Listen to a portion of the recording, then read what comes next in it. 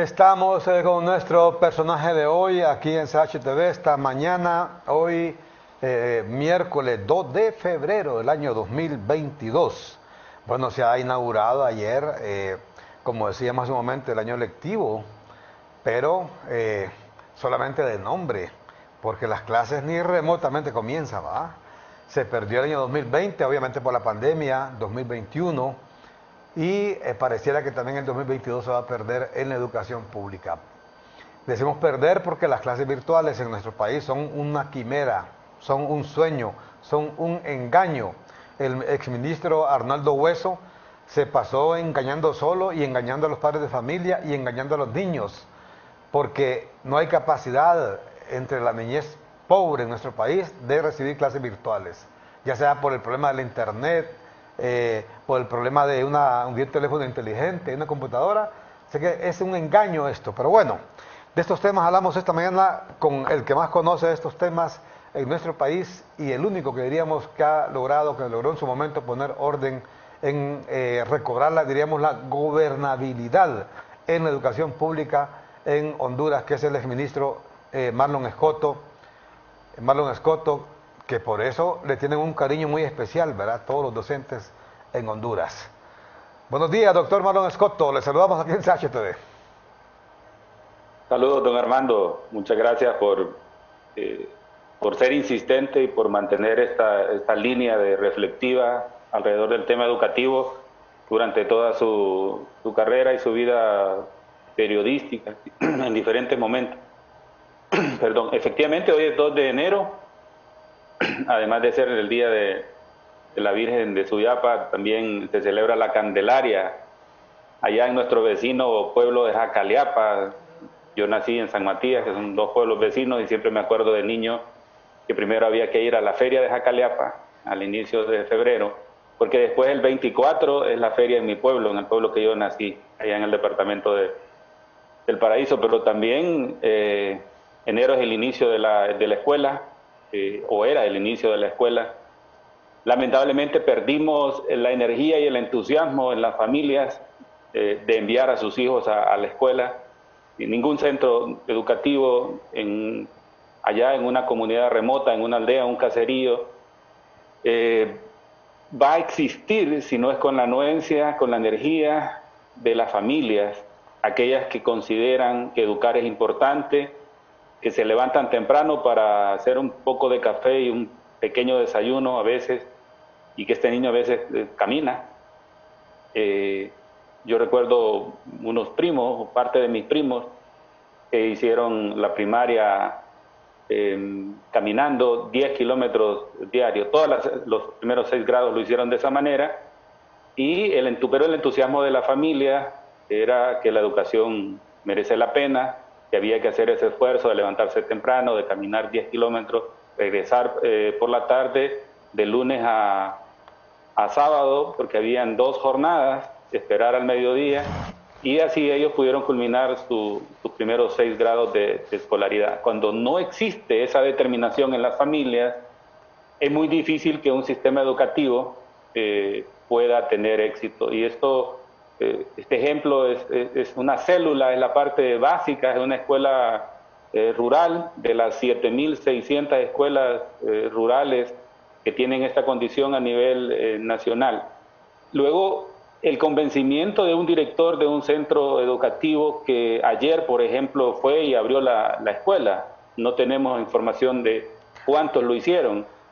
Y la determinación en centros educativos como los de secundarias, que tienen cantidad de profesores o un número de profesores mayores, de cuántos asistieron ayer al Central Vicente Cáceres, por ejemplo, que es el colegio con mayor matrícula en el país, o al Instituto Unión y Esfuerzo de Villanueva Cortés, que es el segundo centro de secundaria con mayor matrícula, o al Instituto Departamental de Oriente de Danlí, que es el tercer centro educativo de secundaria con mayor cantidad de matrícula. Hablamos de 6.000, 5.000, 4.000 de matrícula, y alrededor de ellos circula una cantidad considerable de docentes. Esa capacidad de reacción no la vimos ayer, no se ha publicado al menos, y no hemos leído qué capacidad de respuesta, al menos de asistir al centro educativo por el director del centro, por alguna cantidad determinada de profesores, Doctor,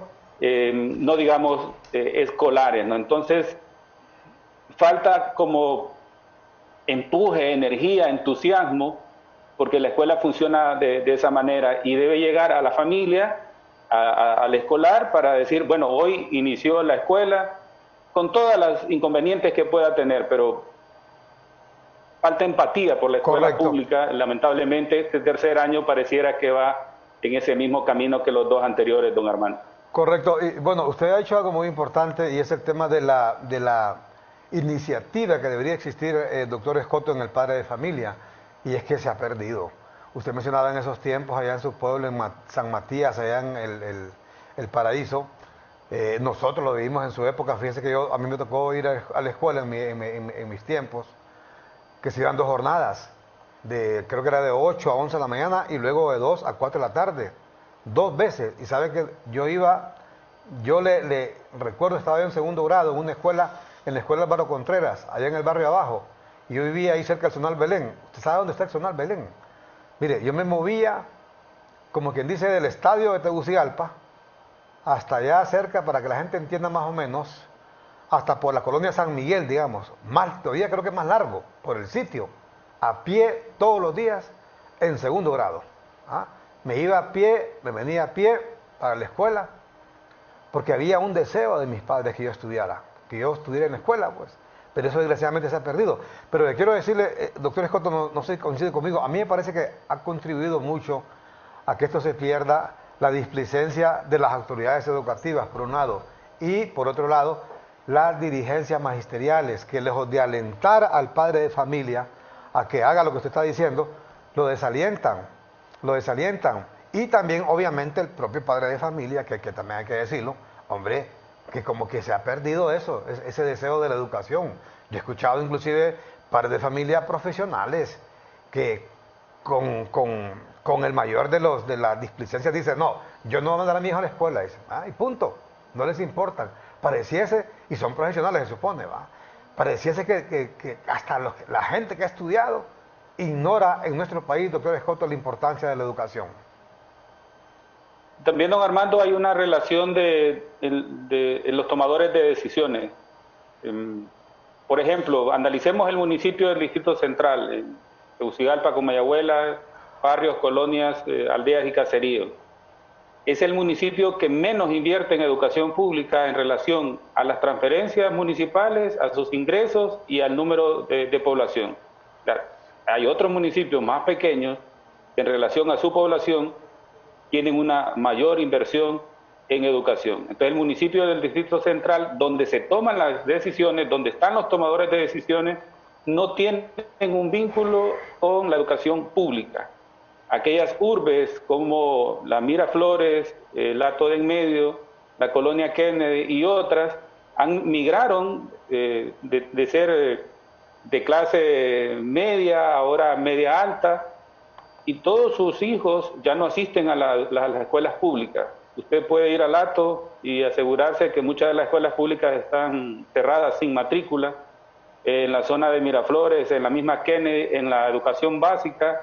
Todas estas colonias populares que antes tenían escuelas y jardines públicos, hoy tienen sus hijos en escuelas privadas. No porque tengan todos recursos, sino porque buscan la forma más segura algunos de que existan clases, de que puedan tener una formación y hacen un esfuerzo por invertir. Entonces no existe una relación entre la capital política de Honduras y un servicio público llamado educación, porque la mayoría de estos tomadores de decisiones no hacen uso de la escuela pública. Entonces se va creando esa desafección a nivel central, a tal grado que cuando usted revisa en el distrito Central cuál es el centro educativo público que tiene mayor matrícula, está en manos de una misión de la Iglesia Católica, unos 4.000 niños y niñas en la zona de la nueva capital, en la zona suburbana del Distrito Central. Y cuando usted revisa de cuántas escuelas se hace cargo el Distrito Central o cuántas escuelas construye o cuántas aulas construye el Distrito Central, usted va a encontrarse que es mínimo, es muy reducido. Hay municipios como Cantarranas, para dar un ejemplo, municipios en Occidente, el mismo San José de Colinas, para crear indicadores de otro tipo de municipios que tienen una mayor cercanía, una mayor inversión en los centros en educación que el municipio del Distrito Central, donde se alberga la capital política de Honduras y donde se toman las decisiones. ¿Qué decisiones? Invertir. Antes le comenté, don Armando, y lo compartimos ahora con los telespectadores, hace 6 años el gobierno de Alemania donó 3,5 millones de euros a Honduras para reparar las escuelas de la Mosquitia. A esta fecha no se ha reparado ninguna escuela en la zona de la Mosquitia hondureña. Entonces, las decisiones están alrededor de invertir. ¿Falta infraestructura? Sí, hay que invertir. Pero hacía el énfasis en Alemania, que le donó a Honduras una cantidad considerable de recursos, que reconstruyó muchos centros educativos en Occidente. Desgraciadamente no llegó hasta el centro y oriente el proyecto como se quería, y Alemania ha abandonado a Honduras en términos de inversión, no solo en educación. Alemania ya no va a apoyar a Honduras en cooperación bilateral y lo está haciendo a nivel del SICA, a nivel del Sistema de Integración Centroamericana. Entonces, ahí teníamos un gran socio que no aprovechamos de la mejor manera y que ahora hay que reconstruir nuevamente estos lazos de cooperación desde los municipios que tienen una transferencia condicionada para invertir, entre otras cosas, en educación, alrededor de un 11%, algunos municipios como los que mencioné, que pueden ser referentes para 200 municipios que tienen igual población escolar a nivel nacional y condiciones de infraestructura, donde ya lo han hecho, donde ha funcionado, o las grandes urbes como el Valle de Sula, que alberga ya la matrícula escolar más grande de Honduras, ya no está en el Distrito Central. La matrícula escolar más grande de Honduras está en el Valle de Sula, orbitando obviamente San Pedro Sula, La Lima,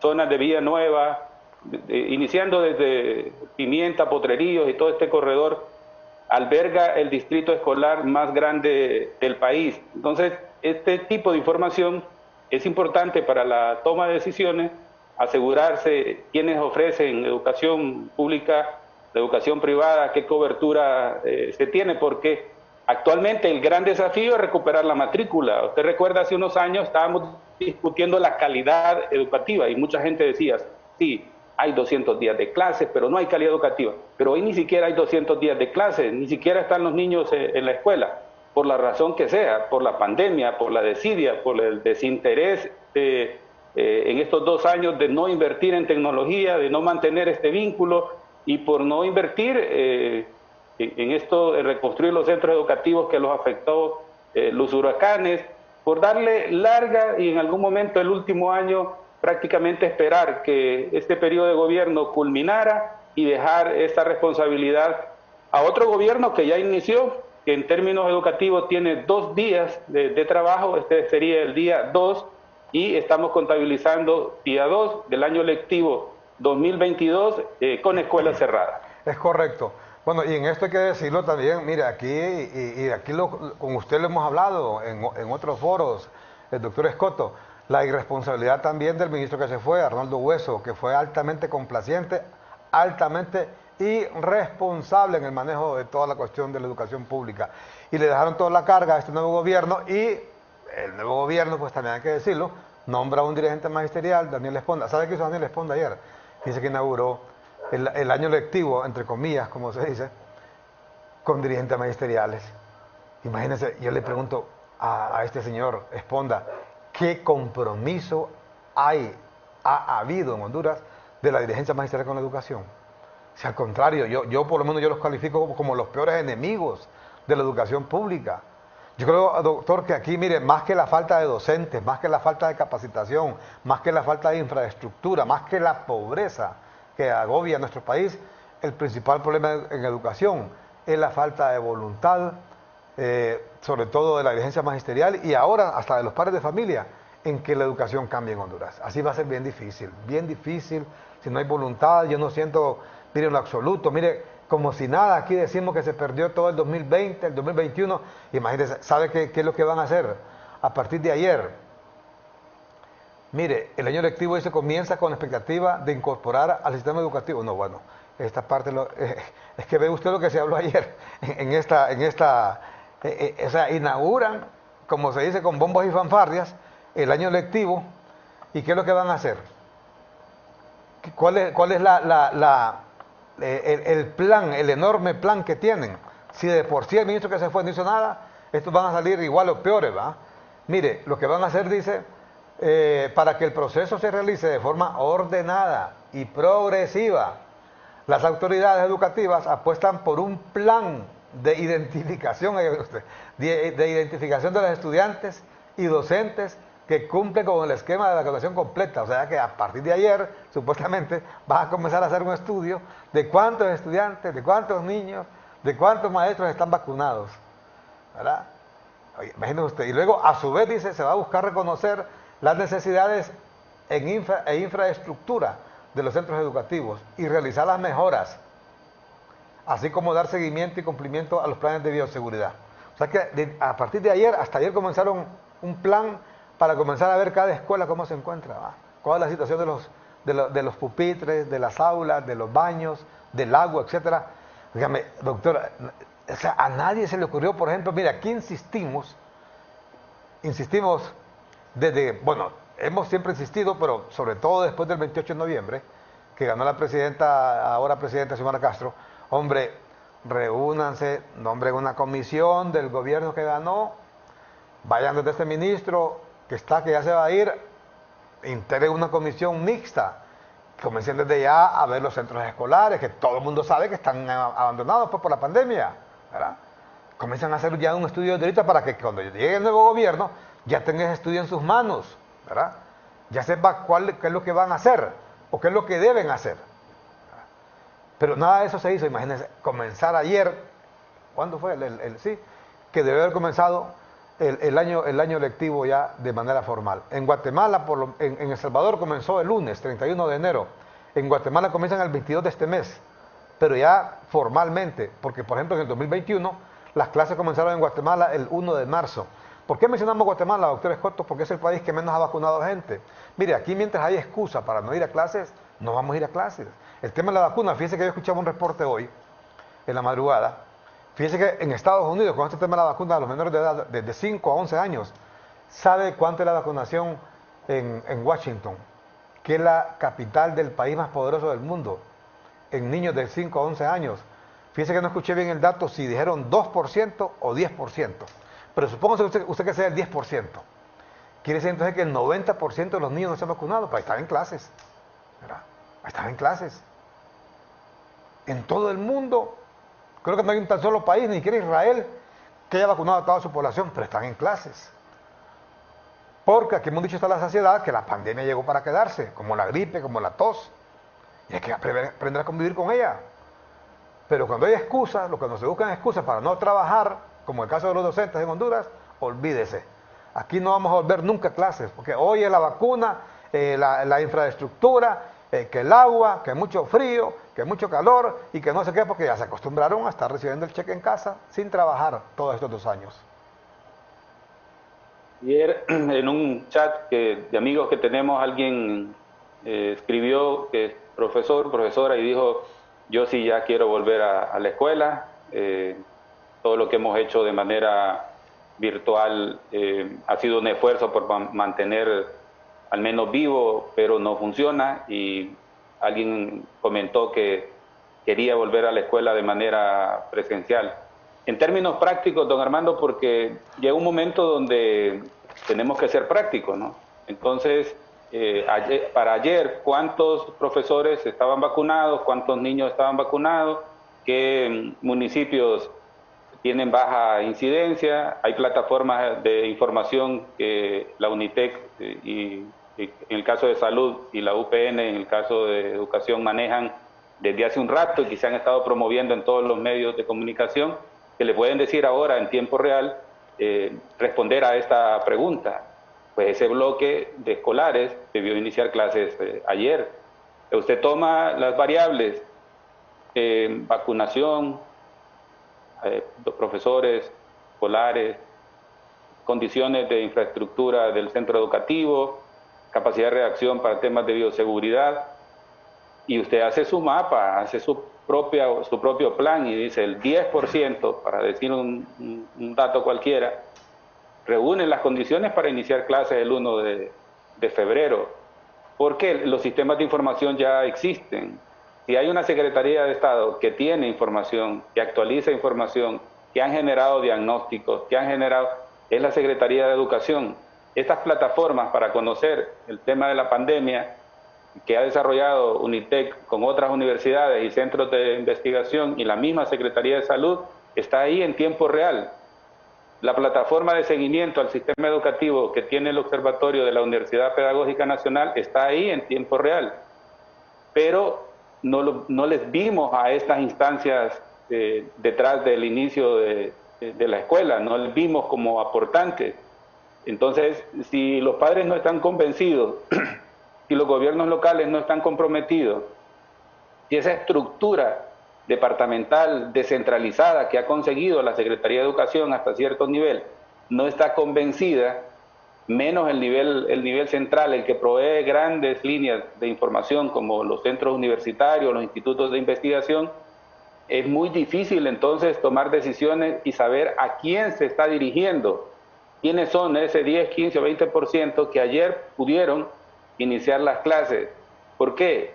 Usted hacía la lista de elementos habilitantes que se han enumerado para abrir las escuelas. Para que eso se dé, para que esas inversiones se den, eso significa que en el 2022 las escuelas estarán cerradas porque requiere de inversiones. Entonces, hemos estado detrás del Congreso Nacional. Ayer hubo una sesión y todas las mociones y todo de lo que se habla son temas políticos. Nadie dijo ayer en el Congreso que habría que ampliar el presupuesto o modificarlo en educación para acompañar esta condición extraordinaria. Entonces, al parecer, mientras no exista un arreglo político en el Congreso Nacional para toda esta agenda política de iniciativas y que entre en agendas como educación para hablar de presupuesto, porque el presupuesto es como el timón en el desarrollo de las actividades de una institución como la Secretaría y de un país. Sin presupuesto, buena parte de lo que uno pueda decir o pueda tener como iniciativa simplemente se queda como iniciativa. Entonces, reformar el presupuesto de la Secretaría de Educación es importante, pero no está en agenda todavía. Y como dicen en las ferias, hablando de ferias, así como es la víspera, así va a ser la feria. Lamentablemente yo le tengo mucho aprecio al nuevo ministro, al profesor Daniel Esponda, le conozco en su vida como gremialista, joven, he visto crecer y todo, pero él se dio cuenta que iba a ser secretario de Educación probablemente 12 horas antes que lo nombrara. O sea, nunca lo supo. Las comisiones de transición, y en el caso de Educación, que trabajaron con la Secretaría de Educación y con las autoridades salientes, no fueron consideradas, no están involucradas ahora en la toma de decisiones. Entonces, toda la información que obtuvieron o que obtuvo la Comisión de Educación, esa información no la conoce el actual ministro, y las personas que trabajaron en esa comisión han quedado al margen de la toma de decisiones ahora. Entonces, toda esa decisión no está sirviendo a los niños, porque la información ahora actualizada serviría para tomar esas decisiones, y esos 40 días de trabajo o más de las comisiones esa información sería la continuidad una vez asumiendo la responsabilidad de tomar decisiones. Pero el actual ministro supo que sería ministro probablemente unas 8 o 10 horas antes que le nombraran, y hoy tiene enfrente una gran responsabilidad, auspiciado por un gremio complicado, con una condición, don Armando, muy similar a la del gobierno del presidente Lobo, cuando se nombró a un dirigente magisterial como secretario de Estado en Educación, que estuvo un par de años, que fueron altamente complicados, y cuyo entorno no ha cambiado. y que lamentablemente le tendrá el ministro actual que lidiar con ese entorno y además asegurarse que las escuelas se abran y que el país tenga un sistema educativo estable, porque en 4 años va a conseguir estabilizar un sistema educativo. Honduras requiere mínimo un ciclo completo para volver al sistema educativo que tenía. Y un ciclo completo suman 1 año de preescolar, 9 años de educación básica, 10 años y 2 años de secundaria. El país requiere mínimo 12 años de trabajo para recuperar los que ha excluido, los que no fueron a la preescolar, los que tienen 7 u 8 años y no saben leer y escribir en este momento, los que no terminaron la secundaria, la mitad de los que debían terminar secundaria no terminaron la secundaria estos últimos 2 años, eso suma unos 75,000 jóvenes aproximadamente. Entonces hay poblaciones vulnerables que han sido excluidas en estos 2 años, a las que haya que atender en programas especiales, porque no podrán ir al mismo ritmo en edad y grado que los normales. Entonces, si se abre la escuela, que es un gran desafío, tendríamos un sistema educativo normal, los que van en edad y grado de manera normal, y todos los que se desfasaron durante 2 años y que hoy tienen otra edad, pero que no pueden ir. Un niño de 9 años no puede ir al aula de uno de primer grado a aprender a leer y escribir. Se tendrá que crear un programa temprano de alfabetización que permita volver a encauzar a estos menores y en algún momento vuelvan a ser parte de una comunidad convencional. Entonces, eso requiere mínimo un ciclo educativo de preescolar a secundaria completo para volver a tener aquel sistema educativo que se cerró antes de la pandemia. Entonces, son desafíos simultáneos que requieren de la participación y del convencimiento de actores simultáneos, de la familia, allá en la escuela más pequeña, del director de ese centro educativo. Honduras tiene unos 19,000 edificios escolares, pero tiene como 23,000 centros educativos. En algún edificio funciona en la mañana con un nombre y en la tarde con otro. Entonces, tenemos un activo que se llama directores de centros, que son 23,000 directores de centros educativos, que también tienen que estar convencidos que debe existir una comunicación directa para hacerle ver a través de los diferentes niveles que el año escolar ha comenzado. Si no, don Armando, parodiando esto, nos pasaría como aquel soldado en aquella película, en la guerra de Guam, si no me equivoco, que estuvo como 20 y tantos años escondido porque no sabía que la guerra había terminado. Aquí hay muchos que no saben que el año escolar inició ayer. Bueno, y entre esos muchos creo que se encuentran las propias autoridades educativas, ¿va? Comenzando por el ministro, que como usted mismo lo dice, quizás a última hora creo que esa fue una gran falla de parte de la presidenta Xiomara Castro, haber dejado ese nombramiento para última hora. Aquí se lo pedimos infinidad de veces, ¿se acuerda usted, doctor, con usted? Desde diciembre les dijimos, hombre, adelanten, si no quieren adelantar el nombramiento de ese ministro, una comisión por lo menos que va a trabajar en el campo educativo para que comience desde ya a trabajar. Pero si a última hora lo nombraron, es como el caso, yo inclusive supe que a quien iban a nombrar era Julio Navarro, pero que a la hora se rajó el hombre, ¿va? Y no quiso echarse el trompo a la uña. Y ahí mejor aceptado de un cargo ahí de que va a ser el evaluador de no sé qué. Algo así como que el que le va a contar las costillas a los funcionarios del gobierno de la presidenta Xiomara Castro. ¿Va? Y como no quiso Julio Navarro, aparentemente a última hora nombraron ahí a Daniel Esponda. Pero bueno, el hecho está, doctor Escoto, creo que más que los problemas que estamos hablando, mire, seguimos todavía con esa discusión. O sea, no es que seguimos, a mí retrocedimos a la discusión. Bueno, peor todavía, retrocedimos todavía más. Un tiempo se discutía si iba a haber 200 días de clase o no, que cómo hacíamos para 200 días de clase. Hoy estamos discutiendo, no 200 días siquiera, sino si regresamos a las escuelas o no. Imagínense hasta dónde hemos quedado de atrasados en el país, ¿verdad? Mire, y alguien que podrá decir, ¿qué periodista más irresponsable ese que no se da cuenta que hay una pandemia? No, hombre, mire, si la pandemia está en todo el mundo y en todo el mundo están en clases. Porque la pandemia llegó para quedarse, no se va a ir. Lo han dicho los mejores científicos en el mundo, la OMS, la OPS. Y aquí mismo en Centroamérica, le repito, en Guatemala, estuvieron en clases casi todo el 2021, las inauguraron el 1 de marzo, y es el país que menos ha vacunado. Ha vacunado, creo que no llega creo que ni el 25% de la vacunación en Guatemala, no digamos a los niños. El tema de fondo es que si no hay voluntad para que hayan clases, para que se vuelvan a abrir las escuelas, normalmente va a ser bien difícil. Mire acá el ejemplo que usted ponía la vez pasada de esa escuela de Santa Cruz de Ojoa. Están en clases desde el 6 de enero, doctor Escoto. Entiendo que usted estuvo ahí.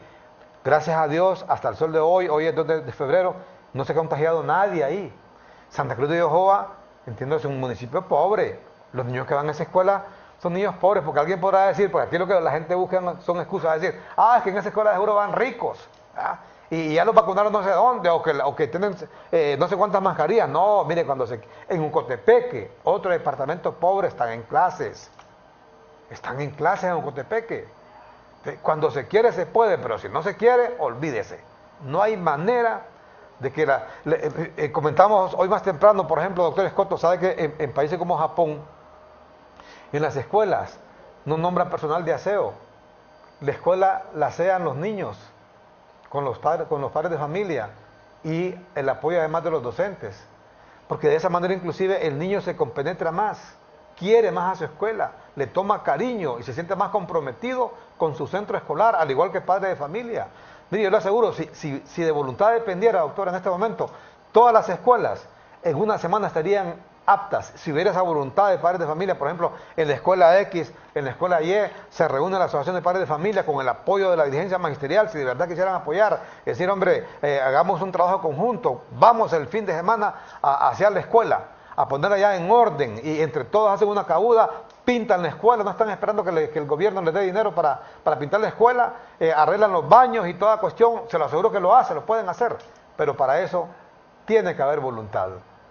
Pero ese discurso negativo, ese discurso a veces hasta de odio de la dirigencia magisterial, es bien difícil hacer florecer ese tipo de sentimientos, de voluntades, de iniciativas en el padre de familia, doctor Escoto, y no digamos en la niñez.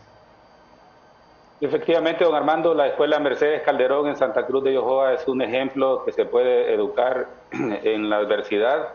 El primer año de la pandemia diseñaron mecanismos que permitía que los escolares llevaban sus tareas y las dejaban en un cubículo en la entrada, y de ahí los profesores recogían esas tareas, no tenían contactos con ellos, desinfectaban los materiales, se las revisaban y se las devolvían. El segundo año ya asistieron de manera presencial. Esta fue la primera escuela que diseñó un instructivo de bioseguridad y es la única escuela que diseñó un instructivo de bioseguridad y lo ha puesto a prueba durante un año.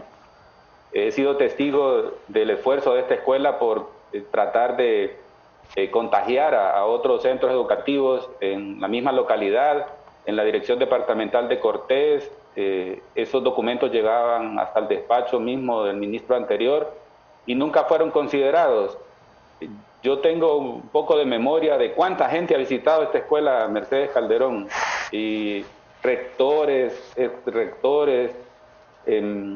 médicos, investigadores, y formo parte de un grupo alrededor de esta iniciativa donde los médicos, incluso médicos relacionados con estos temas de pandemia, han asegurado de que esa es la mejor forma de hacerlo, pero la Escuela Mercedes Calderón funciona en un edificio prestado, en una cabaña prestada. Y hasta esta semana leí que la Universidad UNITEC envió un grupo de arquitectos y diseñadores porque la escuela consiguió un terreno donado por la Municipalidad de Santa Cruz de Ojoa, un terreno que estuve ahí muy bonito, de una manzana de tierra aproximadamente. Y UNITEC va a estar haciendo los diseños para el edificio, pero todavía no tienen los recursos para construirlo, y lleva esta escuela más de 10, 12 años de trabajo. Entonces la gran diferencia es la voluntad y los deseos de educar. De hecho, esta escuela no tiene ningún profesor contratado, la mayoría son voluntarios, voluntarias, que reciben compensaciones producto del aporte de personas que conocen este centro educativo Entonces, si queremos en Honduras una referencia de cómo abrir más de 7.000 escuelas, la vez pasada hablaba con el doctor Roosevelt Hernández de la pedagógica y me decía, Marlon, hay unas 7.600 escuelas que se pueden abrir, igual que esta escuela. El doctor Roosevelt estuvo el 6 de enero, que yo también estuve ahí, en la inauguración del año escolar de este centro educativo. Entonces, este centro educativo ha sido de alguna manera laboratorio de visitas de todos los rectores de Honduras, de las universidades en su mayoría, han estado conociendo la experiencia de la Escuela Mercedes Calderón, investigadores, médicos, gente que se ve atraída por esta única ventana o de las pocas ventanas que el país tiene en las que, o espejos donde se puede ver cómo hacer para acompañar o abrir la escuela rural. Matrículas promedio entre 40 a 50 escolares, y esto coincide con unas 7.600 escuelas en todo el país. Entonces, ¿cómo hacerlo? ¿Quién lo ha hecho? ¿De dónde aprender? Tomar ese manual de bioseguridad y ponerlo en una plataforma y despacharlo de manera virtual y decir, poner atención a esta herramienta para ir adaptándole.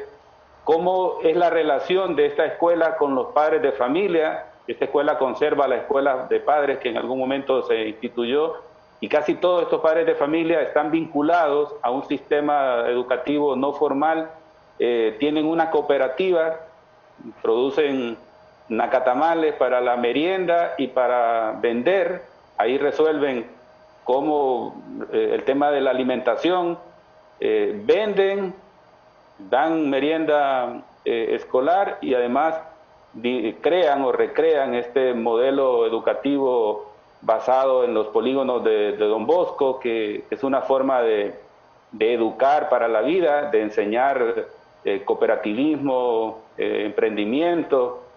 Es un espacio donde alguien lo puede visitar y ese mismo día tomar todos estos elementos que quisiéramos que estuvieran en las escuelas públicas, rurales en este caso, o suburbanas, y los puede ver ahí, profesores, niños, directores, materiales que utilizan, manual de bioseguridad que ellos mismos han diseñado, en la entrada a la escuela donde está para lavarse las manos, el otro grifo que han instalado más adelante. Entonces, nada extraordinario como algunos creen que los niños irán con un traje, tipo traje espacial para entrar a una escuela. O sea, medidas, pero también conductas.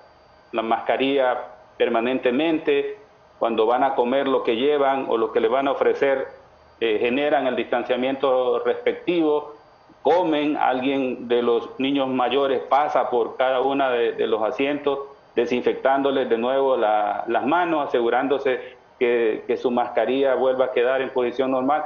Y eso, en estos 2 años yo le he visitado unos 3 veces, en 3 ocasiones, en lo peor de la pandemia, el año pasado y el inicio de este año escolar. Totalmente normal, como la vida misma, como cuando a usted le dicen, nos vemos y vamos a tener una reunión de 4, entonces el que tiene mascarilla, el que ha tenido algún contacto o tiene más nivel de riesgo, se queda con su mascarilla, unos comen primero, unos hablan después, terminan todos con su mascarilla y se van a casa, porque esto ya está aquí, este virus se va a quedar un buen rato. Entonces, si no damos ese paso, si no asumimos ese nivel de riesgo con responsabilidad, difícilmente los niños de la escuela pública, por cuenta propia, si no tomamos la iniciativa o si no se toma la iniciativa desde el nivel correspondiente, en este caso del Estado, que es el garante y el proveedor de la educación, desde otro lugar es muy difícil, porque es una llama que se enciende y se apaga, necesita la fuerza de toda una sociedad.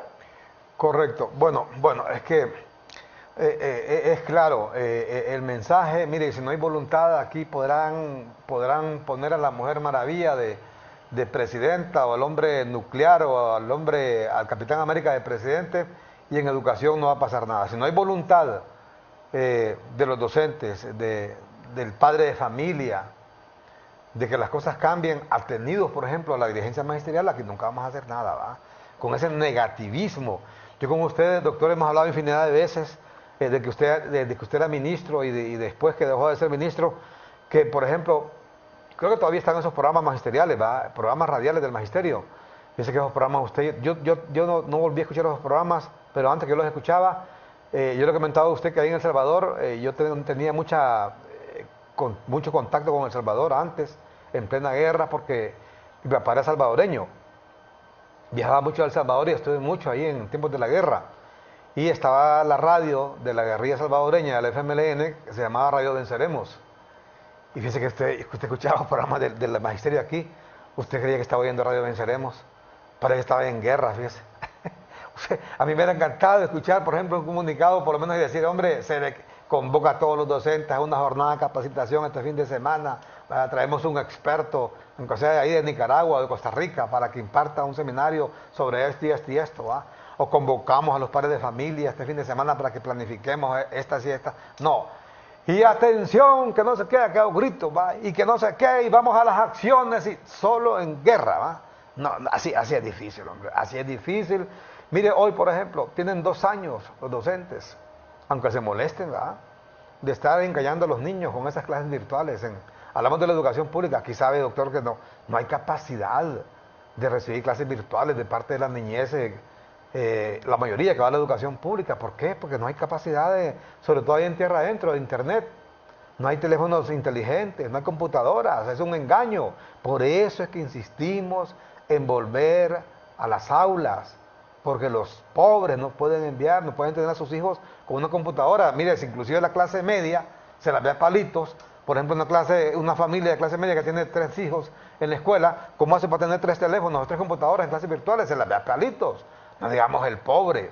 Entonces es un engaño que pueden recibir clases virtuales. Por eso insistimos en que debemos regresar a las escuelas. Pero ahora inclusive hasta en el padre de familia nos sentimos ese empuje de que el niño debe estar en la escuela, doctor. Y yo le consulto, doctor, mire, ayer que se inauguró, entre comillas, este año lectivo, estuvo ahí el ministro con la dirigencia magisterial, ¿va? ¿Usted cree que se puede perder de nuevo la gobernabilidad en la educación pública? Que hasta en eso vamos a retroceder, que hoy quienes van a tomar decisiones en la educación pública no va a ser el gobierno, sino la dirigencia magisterial. Algo que pasaba cuando usted llegó justamente a ser ministro y que le costó tanto recuperar. Sí, eso está así como en la víspera de la feria. Claro, usted ve a quienes están nombrando en la estructura, Edwin Oliva, secretario general de la Secretaría de Educación, dirigente magisterial por más de 20 años, el cargado de talento humano.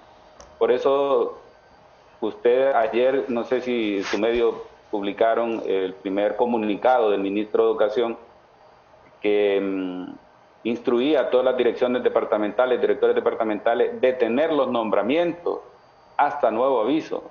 Y eso generó una primera protesta porque el que no tiene plaza entiende que si se habían regulado un poco de que le respetaran su derecho a tener un espacio laboral, y aunque en muchos lugares estaba politizado y se hacía de manera por esa vía política, al cambio de autoridades, el poder para decidir a quién sí, a quién no, cambia de manos, y al cambiar de manos no siempre significa que se van a respetar procedimientos, porque es la dirigencia magisterial la que conforma en su mayoría las juntas de selección departamental. Por eso ayer hubo protestas en uno de los bulevares de Tegucigalpa, porque los que no tienen plazas entienden que ellos no tendrán muchas oportunidades por sus méritos para ingresar a la carrera docente.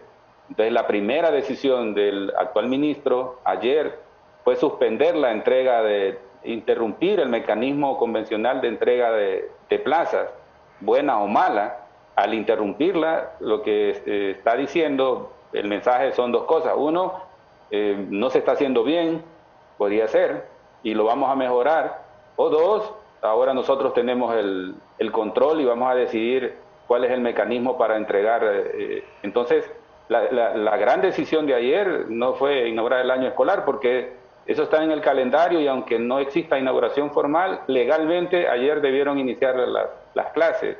La gran decisión, efectivamente, fue: vamos a controlar la forma en la que se entregan las plazas, bien o mal. Yo no estoy juzgando para qué se está interrumpiendo ese proceso, pero el profesor que está esperando una plaza, que quería trasladarse de acuerdo a la ley, que había concursado de acuerdo a la ley, que estaba exonerado de acuerdo a la ley, entiende que ese tema ya no, esa estructura, esa metodología o esa normativa de cómo acceder a un espacio de trabajo cambia completamente al asumir la dirigencia magisterial las riendas de la Secretaría de Educación. Es muy difícil para un dirigente magisterial ser secretario de Estado en Educación porque tiene un conflicto de intereses terrible. La dirigencia y el dirigente magisterial surge al seno de la protección de los intereses de los profesores, no surge al seno de la protección del derecho a educar. Y los primeros intereses del gremio son salariales, laborales, prestación de servicios, cooperativas, INPREMA, sus cooperativas, sus seguros, préstamos y aportaciones. En ese seno nacen las estructuras gremiales. En ninguna de ellas establece como prioridad trabajar, ir a las escuelas, buscar a los niños, ir con un megáfono así como estos que venden frutas y verduras, diciendo: ayer se abrió la escuela, tenemos matrícula. Padres y madres de familia les recordamos que deben llevar a sus niños a la escuela. Le estaremos ofreciendo un kit básico de bioseguridad, asistirán por 2 horas cada 2 días. Abrir la escuela no significa exactamente esa escuela que cerramos hace 2 años, porque esa escuela ya no existe, no va a existir. Abrir la escuela significa al menos retomar los contactos básicos mínimos, un grupo sí, otro no, un par de horas, que no haya almuerzo para que bajar hasta que se cree la cultura de poder ir a la escuela, tener el distanciamiento, poder alimentarse, lavarse las manos, tomar agua, tomar nota y volver a casa de manera segura. Esa altísima contradicción, yo no quisiera estar en los zapatos del actual ministro, teniendo 8 espadas de los gremios apuntándole y 2 millones de escolares esperando que haga algo por ellos. Bueno, es que realmente no pueden, doctor Escoto, porque son intereses completamente disímiles. O sea, no tienen nada que ver los intereses del magisterio como empleado de la Secretaría. O sea, un docente es un empleado del gobierno, es un empleado de la Secretaría de Salud y de la Secretaría de Educación, perdón. Y la responsabilidad de las autoridades de salud es hacer lo que trabajen, ¿verdad? Entonces son intereses completamente opuestos. Es como, por ejemplo, el caso que aquí se ha criticado tanto de Miguel Aguilar como presidente del sindicato del STN, ¿verdad? Que una vez que él asume que el STN se convierte en socio, sobre todo de la empresa Energía Honduras, de la EEH, hombre, se convierte en juez y parte. Entonces la pregunta es: ¿a quién va a defender el sindicato de la NE? ¿A los intereses de los trabajadores o a los intereses de la empresa? Entonces, igual ocurre con los docentes hoy que han asumido las riendas, como lo hizo el doctor Escoto, desgraciadamente, de la Secretaría de Educación. O sea, tanto que costó, retomar la gobernabilidad. Mire, yo recuerdo Edwin Oliva, me dijo usted que es el secretario general. Mire, Edwin Oliva apellido Bochinche, ¿va? Edwin Bochinche, le decíamos nosotros. Porque por lo que fuera, paro. Solo en huelga pasaba, ¿va? Donde estuvo ahí. Es como que mejor hubieran puesto a Eulogio Chávez, fíjese. Por lo menos es más conocido Eulogio Chávez, ¿va? O que hubieran puesto aquí a aquel otro, ¿cómo se llama? Sergio Rivera. ¿A quién más? No, qué desilusión realmente con la educación pública en nuestro país, lo que han hecho. No, hombre, ahí hubieran nombrado un profesional, hombre, alguien que tenga el interés de cambiar la educación. Mire, le están causando un enorme daño a la educación, a los niños, a los hijos de los pobres. O sea, es lo que le digo cuando el discurso no concuerda con la realidad, porque se habla tanto de los pobres, de ayudar a los pobres a salir adelante, de combatir la pobreza, y ese tema de la educación es lo mejor que se puede hacer justamente para ayudar a los pobres, darles una educación de calidad. Es como, por ejemplo, en la familia, la mejor herencia que un padre que una madre le puede dar a su hijo es la educación. Pues así también un gobierno, la mejor herencia que le puede dejar a los niños pobres es la educación. Pero con la dirigencia magisterial ahí, manejando la Secretaría de Educación es bien difícil, ¿verdad? Es bien difícil porque esta gente responden a otros intereses y es normal, pues ellos son dirigentes magisteriales y van a responder a los intereses del magisterio. Bueno, le cuento, doctor, que inclusive hoy, tempranito, ¿sabe con quién iniciamos el noticiero hoy? A las 6 de la mañana. La protesta ahí frente a Caja Presidencial, están quemando llantas los docentes. Cerca de 12.000 docentes interinos que están pidiendo el nombramiento, la plaza permanente, cumplimiento de un PCM, creo que es 2020, no sé qué. Más de 12.000 docentes interinos quemando llantas de nuevo, que estábamos criticando eso de que, hombre, que por lo menos deberían dejar que el gobierno se siente bien para comenzar las protestas, porque desde la semana pasada estamos aquí sacando protestas del sector salud, del sector educación, y decimos acá, hombre, por lo menos que esperen, que respiren, que se sienten para comenzar a exigir plazas, ¿verdad? Pero hoy te protestas ahí en Presidencial muy temprano. Pero es por las decisiones, por el mensaje de entrada que se envía, don Armando. Yo le comentaba anteriormente que esta disposición de suspender los mecanismos de entrega de plazas, el mecanismo normal a través de los directores departamentales, lo que provoca es justamente esta protesta porque el profesor entiende que no se le va a respetar sus derechos, los derechos que están en la normativa. Cuando usted ve el tema de Proeco, para dar un ejemplo, son cerca de 7.000 profesores de Proeco que debiesen obtener su plaza con todo el mérito del mundo. Pero cuando traslada esta propuesta a la realidad, usted necesita multiplicar 15.000 lempiras por 15 salarios por 7.000. Entonces usted ocupa unos 1.500 millones de lempiras y tiene que financiar identificarlo para entregar la plaza. Entonces pasamos de aquella que era una reivindicación en algún momento a tener el poder para resolverlo. Entonces ya no le puede decir que espere o que finanzas no le da dinero porque usted tiene el poder, usted es gobierno. La forma de abordarlo es lo que genera este tipo de protestas. Imagínense, no se ha abierto la escuela, todavía no hay clases, y ¿desde cuándo no habían protestas de profesores, don Armando? 2 años, 3 años, 4 Sí. años. Hace mucho tiempo que no habían protestas de este tipo de los profesores. De alguna manera las direcciones departamentales de educación estaban cumpliendo de acuerdo a la ley de descentralización del sector educativo, incluso conviviendo con la dirigencia magisterial departamental en las juntas de selección y respetando de alguna manera, en ciertos casos, en la mayoría, los derechos de los profesores a tener acceso a un empleo. Entonces, cuando su agenda se concentra en eso, usted descuida que las escuelas están cerradas, que las escuelas requieren inversión para mejorarlas, que los cooperantes ya se nos fueron, que tenemos que crear de nuevo puentes con la cooperación internacional para que nos financie, nos preste, nos done recursos para reconstruir o para habilitar en condiciones mínimas los centros educativos. Entonces, en la coincidencia de que termina un gobierno e inicia un año escolar para el sistema educativo, es complicado porque la escuela está abierta o está cerrada. No hay otra manera de justificar, no, es que está cerrada porque estamos planificando. No existe eso, porque cada día que se pierde, cada mes que se pierde, o cada año que se pierde, en este caso, que vamos por el 3er año, no se recupera. La educación es un proceso continuo, acumulativo, y en el caso de la educación básica, que es la mayoría, en este caso, es difícil recuperar. Cuando uno termina la secundaria y va a la universidad, yo inicié la universidad con 17 años, pero alguien puede iniciar con 20, con 25, con 30. No hay problema en la educación superior. Uno puede matricular hoy, el otro semestre no, y así termina una carrera.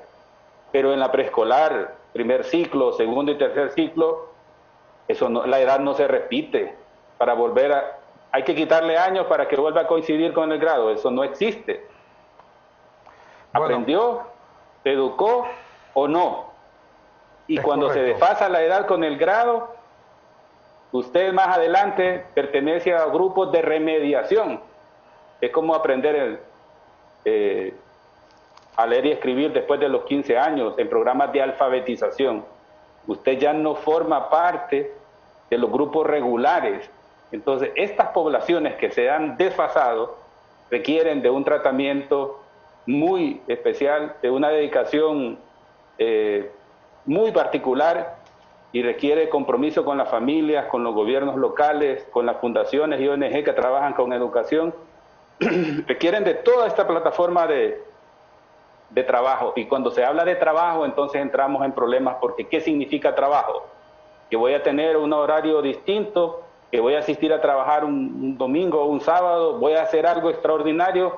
Si no existe voluntad y acompañamiento para que este profesor pueda hacer esas tareas o contratar otros para atender estos grupos desfasados, pero es que tenemos ahí todavía pendientes algunos, como los profesores de Proeco. Es más, yo escuché hablar de la reivindicación del contrato de los profesores, del estatuto del docente en términos salariales y laborales. Correcto. Eso se calculó en algún momento, don Armando, y se requieren unos 60.000 millones de lempiras para ponerlo al día.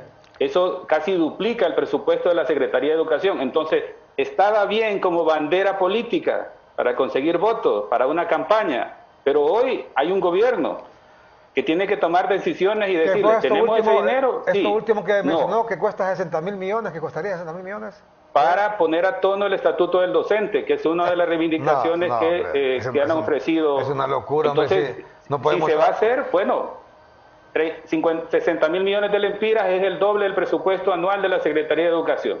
Claro, mire, ¿Se y va a hacer, sí o no? por eso fue que se detuvo en su momento el estatuto del docente. El político demagogo dice que hay que retomarlo, justamente por eso, por demagogia. Eso fue aprobado en tiempo, creo que fue del presidente Flores, que era candidato a la presidencia, y por quedar bien con los docentes, aprobaron esa babosada. ¿Y sabe qué es eso? Es una bola de nieve que en cada gobierno va creciendo en función de cómo está redactado ese estatuto. Llega un momento en que es impagable, por un lado, y por otro lado, la Constitución de la República dice que aquí no hay clases privilegiadas, y eso privilegia a un sector, a un gremio, que son los docentes, y después por eso pidieron eso cuando le dieron a los médicos, y después pidieron el estatuto los creo que fueron los microbiólogos y todo el mundo. Hombre, entonces que nos den un estatuto de los periodistas, el estatuto de los ingenieros, el estatuto de la prostituta, el estatuto de los homosexuales. No me jodan, hombre. Aquí todos somos iguales, se supone, no me jodan. Todos somos iguales. Imagínese usted, 60.000 millones de lempiras se requieren para poner a todos los estatutos del docente. ¿De dónde los van a agarrar? ¿De dónde? Si es el doble del presupuesto de educación para pagarle a todos los docentes en toda Honduras. Entonces, no se puede hacer demagogia con eso. Yo creo que, mire, ha sido un grave error haber nombrado un dirigente magisterial ahí. Ya le digo, mira, están otra vez las protestas. Ahí estaban hoy temprano quemando llantas frente a la Casa Presidencial. No es correcto. Por cierto, les decíamos, hombre, no hay necesidad que quemen llantas. Ahí pueden protestar con pancartas, con banderas. ¿Por qué queman llantas ahí? Contaminando el medio ambiente, dañando el pavimento, tanto de que cuesta aquí que pavimenten una calle. No hay necesidad que hagan eso. ¿Está todavía la llamada ahí en espera? ¿Se cortó? Bueno, vamos a ir a una pausa y regresamos con la parte final con el doctor Marlon Escoto. Nos sentimos completamente desilusionados con este anuncio que hizo ayer este señor ministro de Educación, Esponda. Mire, está siguiendo casi que el mismo patrón, con la diferencia que era un dirigente magisterial que el que estaba de ministro Arnaldo Hueso. Arnaldo Hueso, en el gobierno del presidente Juan Orlando Hernández, engañando a la gente con escuelas con clases virtuales, perdón. Se engañaba él solo, engañaba a los padres de familia, engañaba a los niños y engañaba a todo el mundo. No pueden haber clases virtuales. Este ministro Arnaldo Hueso fue un desastre, porque por lo menos tuvo que haber dejado ya hecho un diagnóstico de la situación de todas las escuelas en el país. No lo hizo. Y ayer el gran anuncio que ha hecho el ministro de Educación, cuando dice que inician las clases presenciales, es que van a comenzar a hacer un análisis de cuánta gente está vacunada. Ya ven usted, cuántos niños están vacunados, cuántos niños, cuántos estudiantes de secundaria, cuántos docentes están vacunados. Luego ir a investigar cómo están las aulas y las escuelas. Imagínese usted cuánto tiempo se va a llevar eso. Cuando el año escolar debe haber comenzado ayer, 1 de febrero. Ayer tuvo que haber arrancado ya el año escolar normalmente. Estamos realmente causando un enorme daño a nuestro país, desgraciadamente. Desgraciadamente. Bueno, está la llamada ahí. Vamos con la llamada sobre el tema antes de la pausa aquí en CHTV. Adelante. Bueno, vamos a ir entonces a la pausa. Mire, cosas, yo le digo, ojalá que la presidenta Xiomara Castro, todos queremos que le vaya bien y ha nombrado buena gente. Yo lamento por lo menos, sí, que no está Hugo Noé Pino en su equipo. Hugo Noé Pino, hombre, ya que no forma parte del equipo de gobierno, deberían de ponerlo de presidente del Congreso. Ante todo este relajo que hay, él es un connotado miembro del Partido Libre. Sería un excelente presidente del Congreso. Es un hombre conciliador, Hugo Noé Pino. Es un hombre de consensos. Es un hombre, además, con una amplia trayectoria en el campo de la materia económica, como exministro de Finanzas, expresidente del Banco Central, expresidente del Colegio de Economistas, expresidente del ICEFI, que es el Instituto Centroamericano de Estudios Fiscales, etcétera. Sería un gran presidente del Congreso y aliviarían este relajo que hay con estos dos congresos, ¿verdad? Entonces, ojalá que le vaya bien a la presidenta con el equipo que tiene. Eso es lo que quisiéramos todos, pero yo en el caso de educación, yo tengo muchas dudas. Porque nombran ahí un dirigente magisterial y encima Daniel Esponda nombrando dirigentes magisteriales, ¿verdad? Como Edwin Oliva. ¿Qué interés?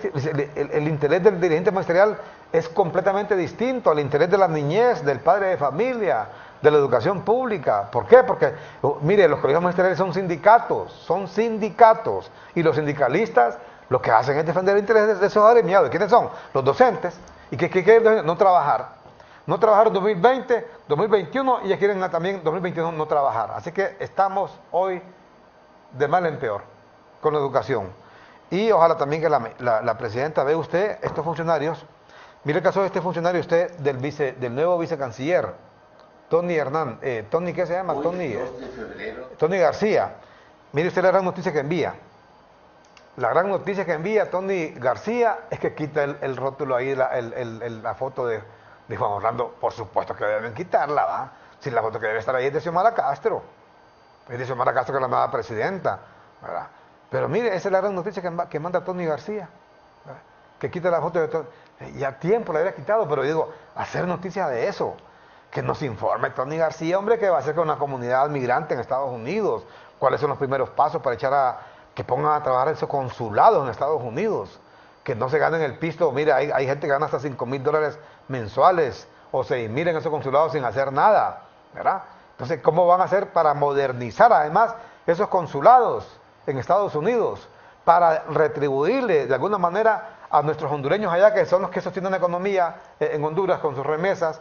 El 2021 se recibieron más de $7,000 millones y gracias a esas remesas se sostiene la economía y además de eso la relativa decimos estabilidad del empira frente al dólar. Pero no, ve usted, la gran noticia que nos envía el señor vicecanciller de la República es que quitó la foto de Juan Orlando Hernández y que la pensaba dejar ahí. La pensaba dejar ahí. Yo creo que ningún ministro tiene que tener esa foto ahí, ¿verdad? Porque ya no es presidente, pues. La presidenta es Xiomara Castro, ¿verdad? Y no, mire, son cosas queriendo sobresalir un funcionario con tonterías como esta, ¿va? No, que nos diga qué va a hacer con los migrantes en Estados Unidos, le repito. Y con tantas cosas, el tema de los pasaportes, por ejemplo. Hay tantas tareas que tiene pendientes la Cancillería de la República. Y nos sale Tony García con que quitó la foto ahí de Juan Orlando Hernández, imagínese usted. Vamos a la pausa entonces, vamos a la pausa con...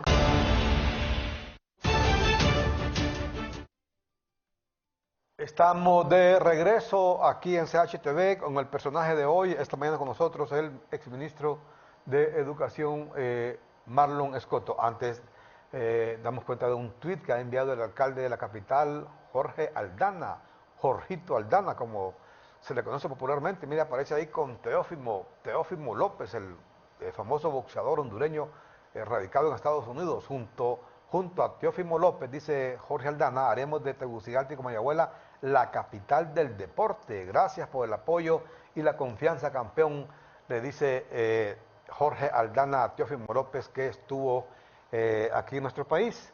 Vino como invitado especial a la toma de posesión de la presidenta Xiomara Castro. Y también en otro informe damos cuenta, ya hay nuevo presidente en el Banco Hondureño de la Producción y Vivienda, Banprovi. ¿Sabe quién es? Mire usted, ahí lo ve en pantalla, Edwin Araque, vuelve a la administración pública, jodido. Banprovi era presidente en su momento, Edwin Araque estuvo allá en la Empresa Nacional Portuaria, en la ENP. Hoy se convierte en el nuevo presidente de Banprovi, Edwin Araque. Por cierto, mire usted, la que estaba de presidenta de Banprovi, Mayra Falk se llama.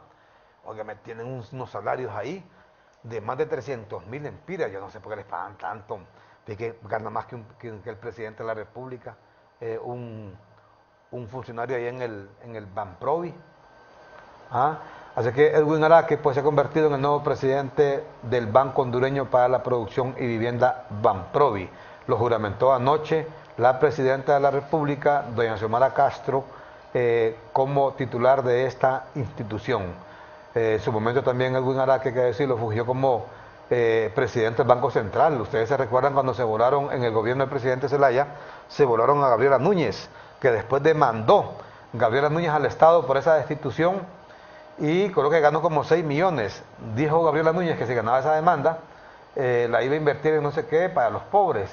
Parece que ganó la demanda, pero no sabemos qué pasó con el pisto. ¿Qué pasó con el billete? Pero fue cuando la quitaron a ella para poner a Edwin Araque como presidente del Banco Central. También estuvo en la Empresa Nacional Portuaria, en el gobierno del presidente Zelaya, Edwin Araque, y hoy pues ha sido juramentado anoche por la presidenta Xiomara Castro como nuevo titular del Banprovi, cargo que venía ocupando Mayra Falk en el gobierno de los nacionalistas. Continuamos con el doctor Escoto, el exministro de Educación. Bueno, vamos de retroceso con esto de la educación realmente. Ahora que la dirigencia magisterial, ¿a quién más han nombrado ahí en educación? Aparte de su majestad Edwin Oliva, doctor. No solamente leí ese nombre ayer en una publicación que está en las redes, pero también vi ayer en otro grupo que en el caso de Choluteca, por ejemplo, los diputados electos por Choluteca han enviado una nómina de a quién quieren ellos que dirija la educación en Choluteca al nuevo ministro. Entonces tendrá fuego cruzado, don Armando. Por eso le digo, yo no quisiera estar en esos zapatos del profesor Esponda, porque por un lado tiene sobre su mesa quienes quieren los dirigentes magisteriales y quienes quieren la clase política criolla departamental, que no ha cambiado ni pretende cambiar en absoluto, y entienden que tener influencia en las juntas de selección departamental para promover a su gente en educación es importante. Y entonces aquí no hablemos de eficiencia, transparencia, rendición de cuentas, al menos en este tema por ahora no se inicia de la mejor manera, no existe un mensaje claro. Es terrible, doctor, lo que se está retrocediendo. Yo recuerdo, fíjese que me acuerdo, creo que fue en el gobierno del presidente Callejas, allá en los años 90, había un diputado, porque los diputados siempre, en todos los gobiernos, han metido sus manos en el sistema educativo, utilizando obviamente sus influencias para nombrar docentes, ¿verdad? Había un diputado en ese tiempo que lo denunciamos en diferentes medios, porque le decía a las profesoras, a cambio de apoyarlas para una plaza, lo denunciaron ahí a él, unas maestras, que les decía él que le sacaran punta lápiz. Imagina usted qué forma de pedir sexo, ¿ah? Que le sacaran punta lápiz para apoyarlas por una plaza. Los diputados siempre, y hoy lastimosamente nos cuenta el doctor Marlon Escoto, que de nuevo están tratando de influir allá, por lo menos en el caso de Choluteca, para nombramiento de personal. Así que va a estar entre dos fuegos cruzados, Daniel Esponda, entre el fuego cruzado de sus compañeros dirigentes magisteriales y el fuego cruzado de los diputados del partido de gobierno para nombrar gente. Imagina usted, todo esto va en detrimento de la educación pública, desgraciadamente, ¿verdad? Porque el político, ni el dirigente magisterial va a poner a alguien ahí por capacidad, ¿verdad? por capacidad, lo va a nombrar por meritocracia, lo va a nombrar porque es un activista, ¿verdad? Un activista, ya sea del colegio magisterial o pidiendo favores sexuales o lo que sea, ¿verdad? O el mismo, o en el caso de los partidos políticos, pues, ¿verdad? Todo esto va, desgraciadamente, va en detrimento de la educación pública. Así que vea usted a qué nos estamos enfrentando. Hay una llamada en espera, saquemos la llamada. Adelante, buenos días. Adelante, buen día. Bueno. Buenos días, don Armando, buenos días ahí al señor Marlon. Don Armando, como siempre, lo felicito que usted lucha por la educación y la salud, pero desgraciadamente usted sabe, don Armando, y el pueblo lo sabemos, que la desgracia viene desde allá, hace 12 años. Aquí que no me vaya a venir don Marlon hablándome con paños tibios, porque él fue uno de los que se repasó en la educación en este país. Y que no me va a decir que no, porque el pueblo, como padre, como abuelo, se lo digo. Mire, ¿qué es lo que está heredando este nuevo gobierno? Desastres del gobierno pasado. Eso es como que yo le deje una herencia a la deriva a mis hijos y digan a pelearse como perros y gatos, porque yo no sé documentos. Lo que les ve un desastre. Así está haciendo este narcotraficante. Esto ha quedado a la desgracia. ¿Cómo no estuvieran sirviendo, don Armando, 7.000 millones y medio del Seguro Social en salud ahorita? ¿Cómo no estuvieran sirviendo ahorita esos más de 3.000 millones que se robaron en catres viejos en educación?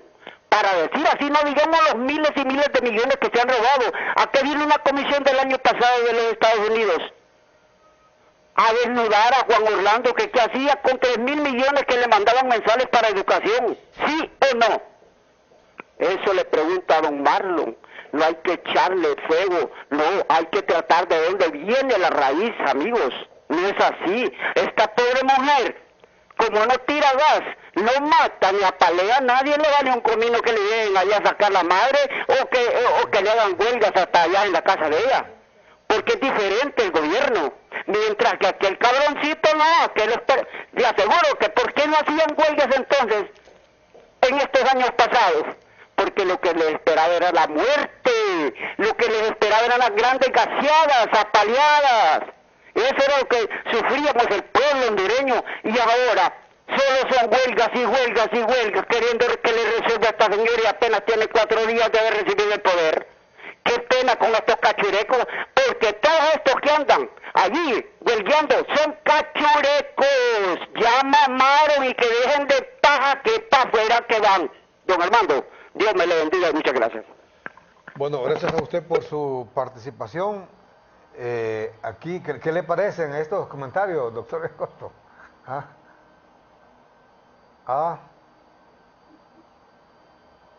¿Me escucha, doctor?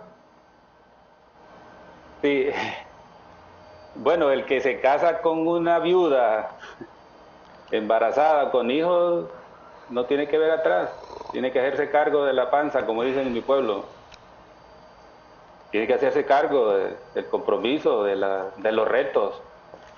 Aquí en la ciudad de Catacama, don Armando, decía el nuevo alcalde, nuestro amigo, el abogado Marco Ramiro Lobo, que la ciudad tiene en deuda el equivalente al presupuesto anual.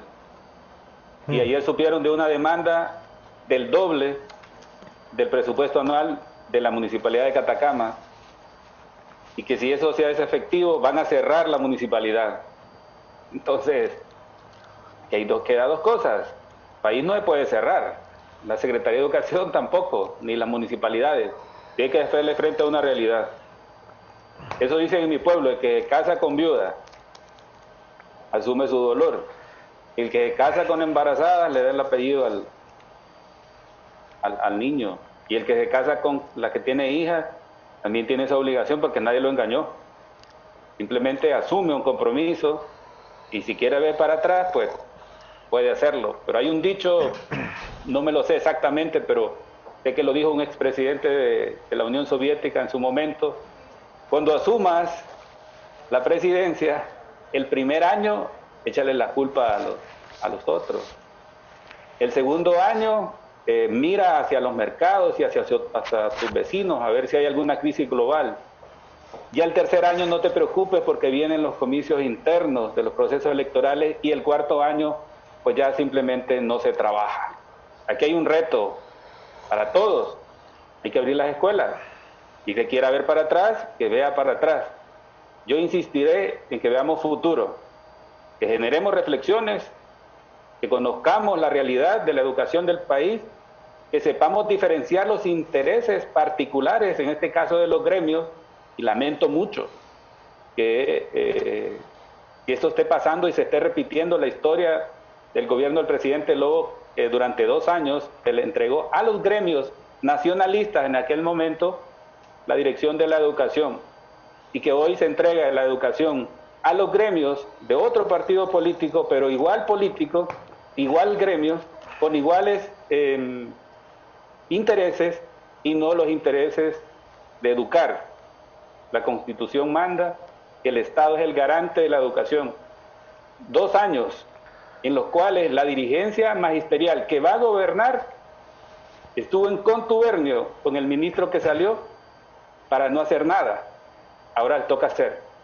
Yo estaré siempre para provocar estas reflexiones, para apoyar en la medida de lo posible con aquellos amigos que tienen espacios y consideran que mi opinión o mi experiencia en la administración pública les sirve, pero siempre insistiré que hay que abrir las escuelas, que hay que acompañar la educación pública. Y por ejemplo... ¿Y no educamos para qué?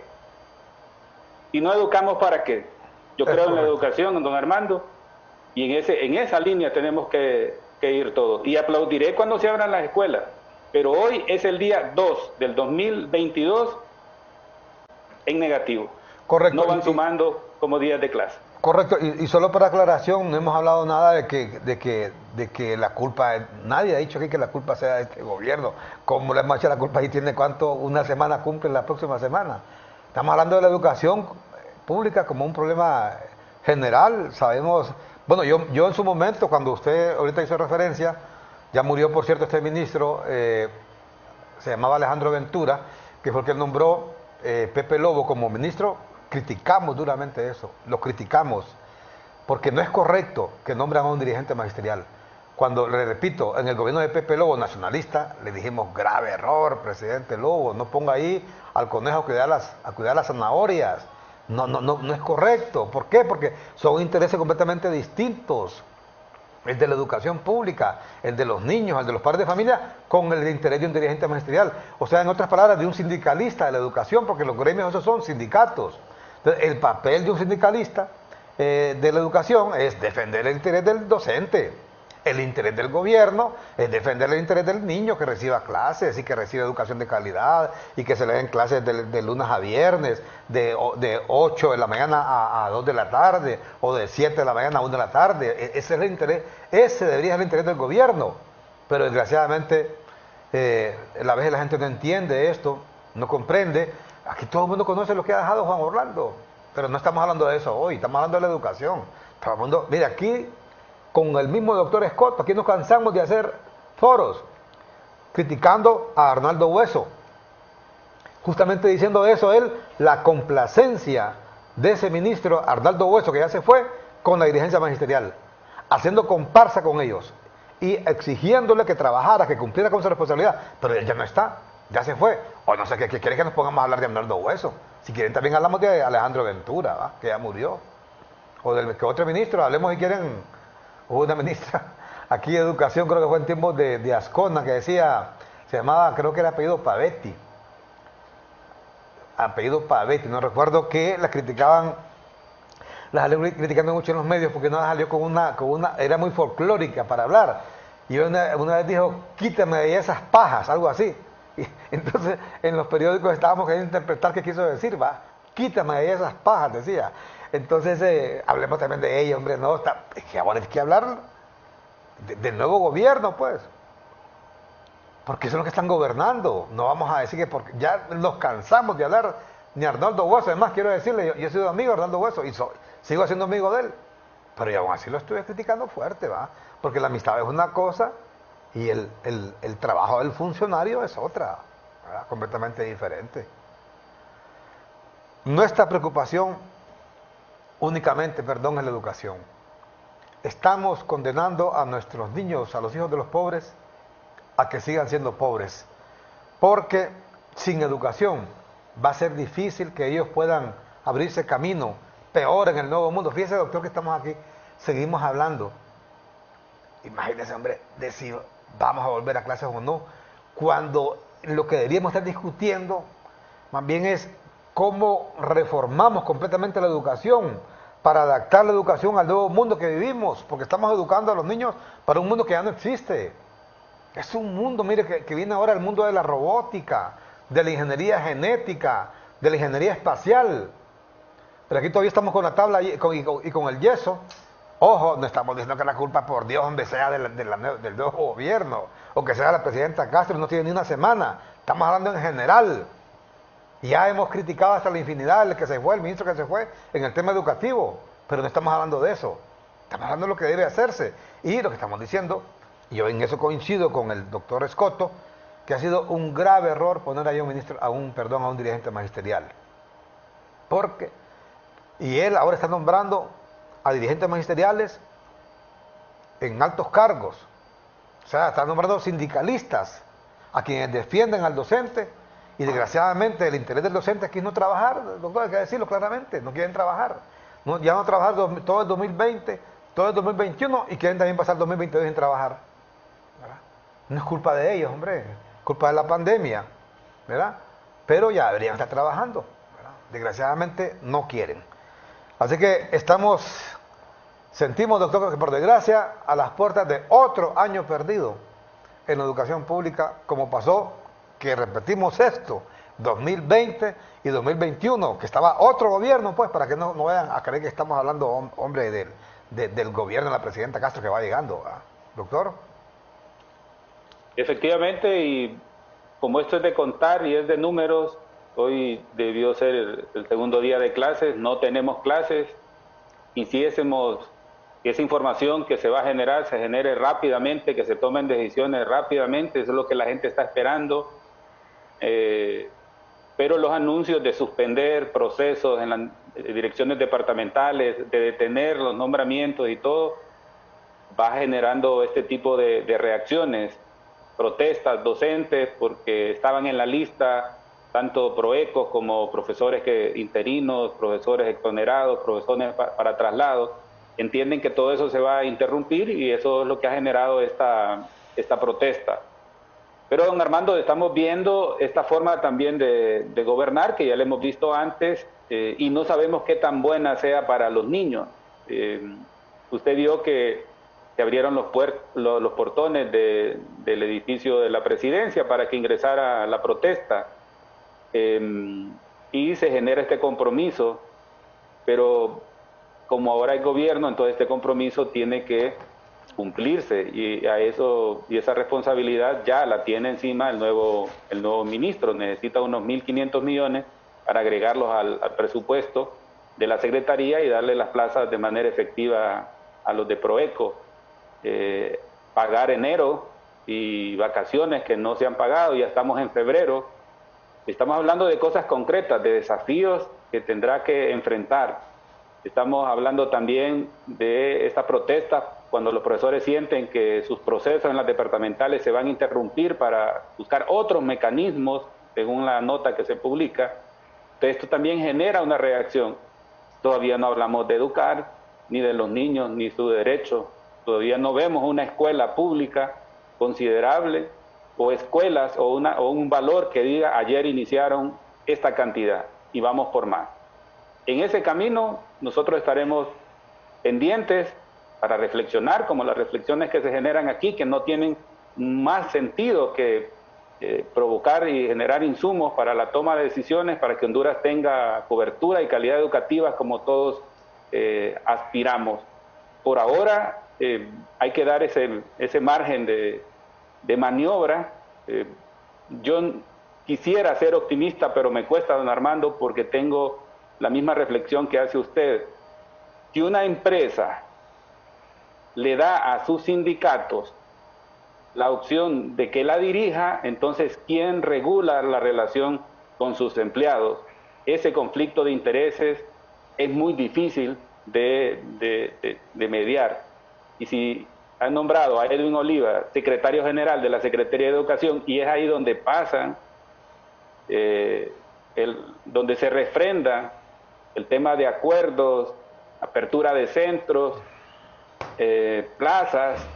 Entonces le está dando a su sindicato una herramienta o un espacio y le inhabilita al Estado o al gobierno en este caso tener mecanismos de control para asegurarse que los niños y las niñas reciban educación. Ese es el la conflictividad y los intereses que son complejos, son difíciles, más lo que he visto del departamento de Choluteca, donde la clase política, igual que las anteriores, le está diciendo al ministro de Educación: estos funcionarios son los que queremos en la Dirección Departamental de Educación de Choluteca. Entonces, está diciendo que entre la clase política, que no está dando ningún indicio de cambiar en absoluto y mantener el control en los departamentos del tema educativo, laboral, y los gremios que se han repartido toda la estructura en educación, en la toma de decisiones, las probabilidades y las posibilidades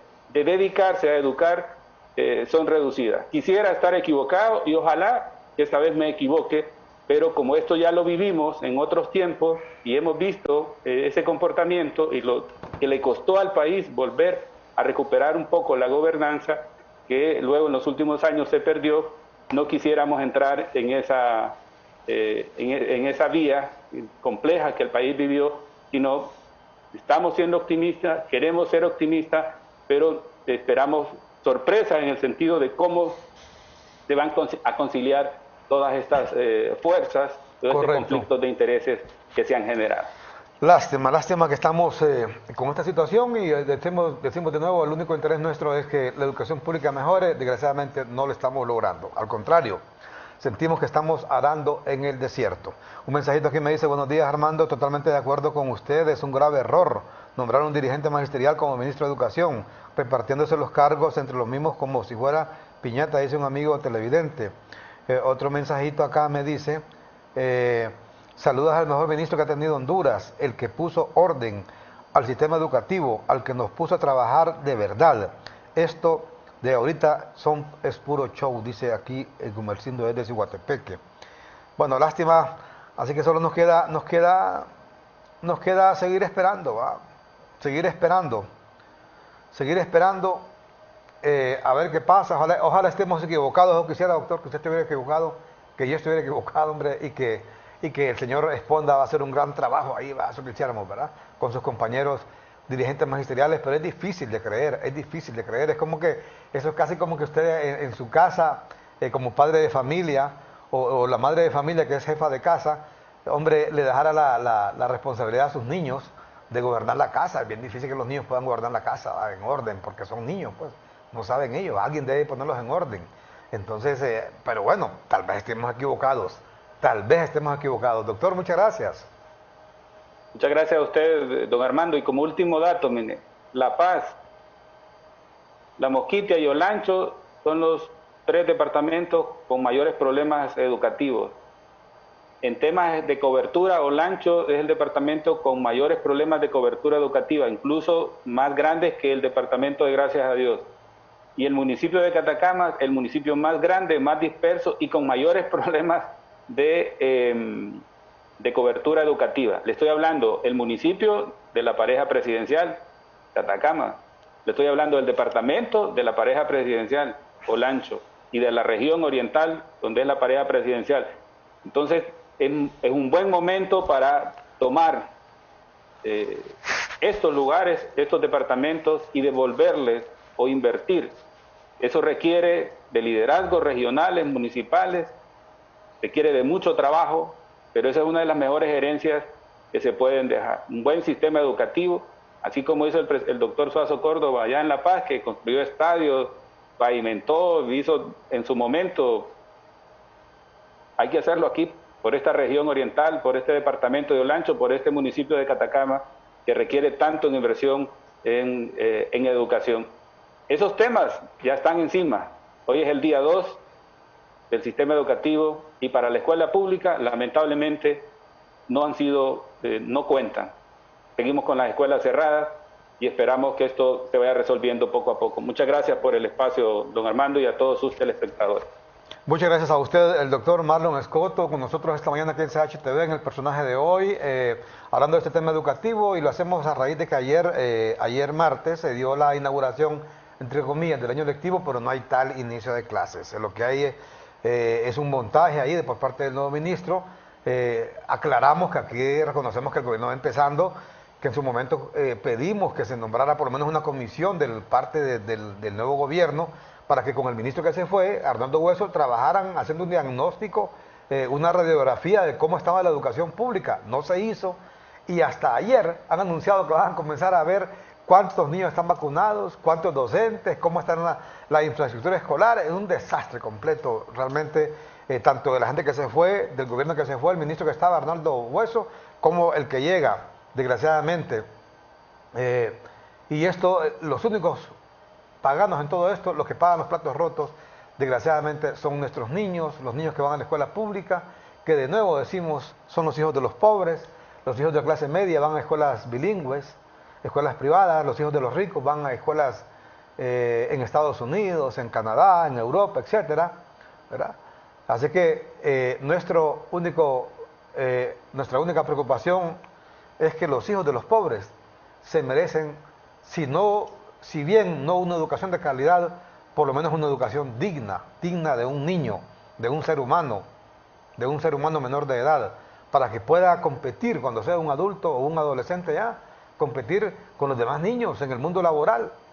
Y de nuevo lamentamos que hoy, cuando deberíamos estar discutiendo qué tipo de currícula se debe de enseñar en nuestras escuelas y colegios, ante el nuevo mundo que vivimos ahora, este mundo casi que virtual, estamos discutiendo si hay o no clases en las escuelas. Hemos retrocedido enormemente. Estamos educando niños para un mundo que, repito, ya no existe. Y aún así, ni siquiera esa educación mediocre le queremos enseñar a nuestra